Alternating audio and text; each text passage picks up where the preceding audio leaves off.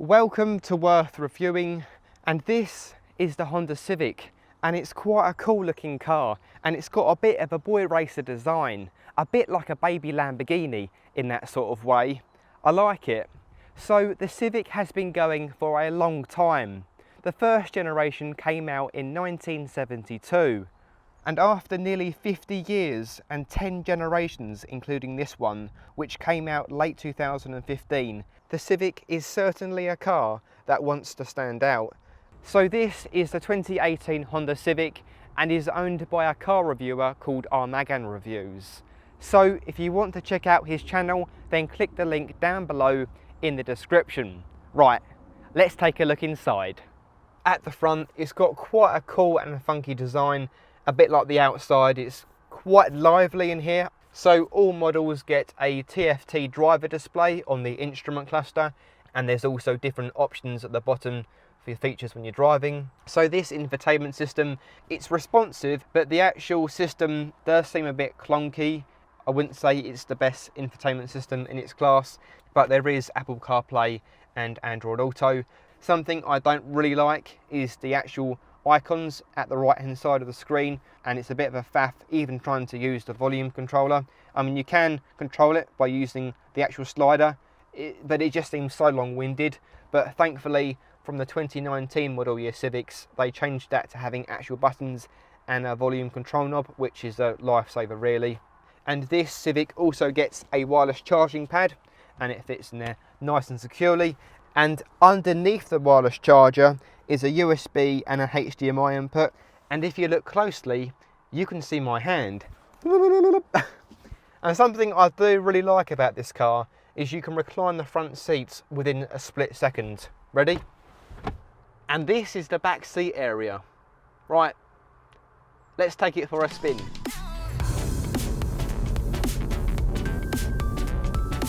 So this Honda Civic is actually quite a fun car to drive. So this Civic has the 1.5 litre turbocharged petrol engine with 180 brake horsepower and 220 newton meters of torque, and it does pull away okay, but this Civic has the CVT automatic transmission, and if I'm honest, it does sort of let the car down because, well, CVT transmissions aren't the most enjoyable to use. I mean, you can't really use them whatsoever. It's just one gear, so you haven't got much of the driving characteristics with this car. So this engine will get around 45 miles per gallon, and the top speed is 124 miles an hour, 0 to 60 in about 8.5 seconds. And this engine also gets VTEC, yo!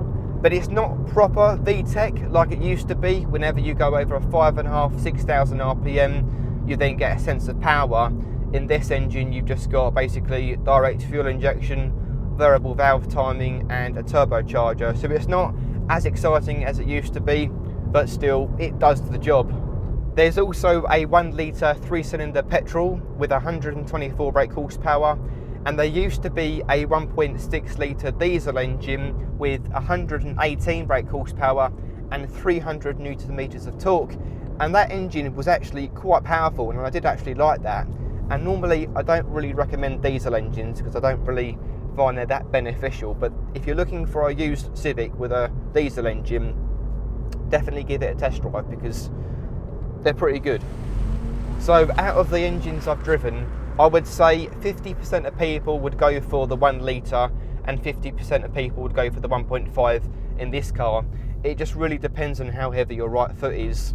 What has been improved massively over this car's predecessor is the rear suspension setup. So this Civic gets a multi-link rear suspension setup. Now the old Civic had a torsion beam setup, and what that meant is the rear suspension was sort of tied in together, so the offside and near side wheel was sort of linked together, so they weren't able to move as freely. But with this multi-link suspension setup, it allows the opposite side wheels to move more freely. So think of it as a bit of fully independent rear suspension, and the outcome of that is it's a lot more comfortable and it handles a lot better. So what this car is like to drive is a bit like a sports car.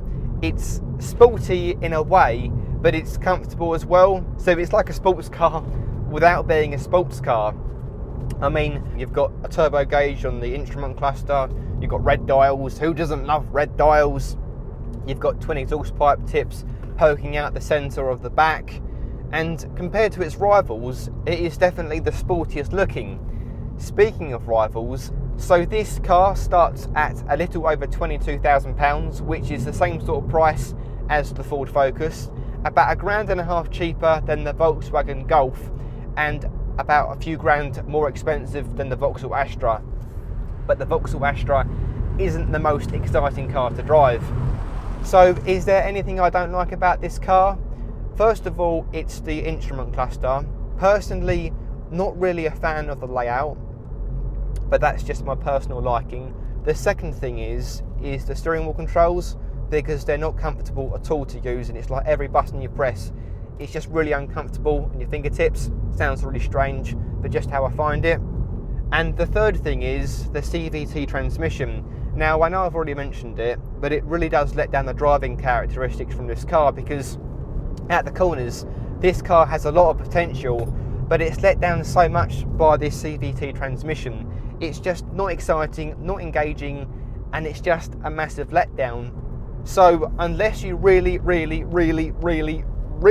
want an automatic transmission, then get one.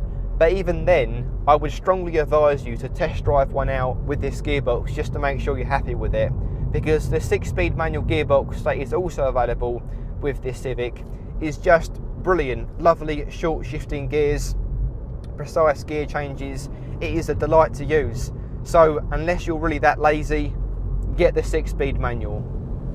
But to sum this car up, it is great fun to drive, it looks good, handles well, and it's Honda, so it's reliable. Basically, get one, but get one with the 6-speed manual gearbox. I hope you guys have enjoyed watching this review. If you liked it, please give it a like. Let me know down below in the comments what you thought about the car or what you thought about the review. And if you want to see more reviews like this, then please hit subscribe. Thank you for watching Worth Reviewing.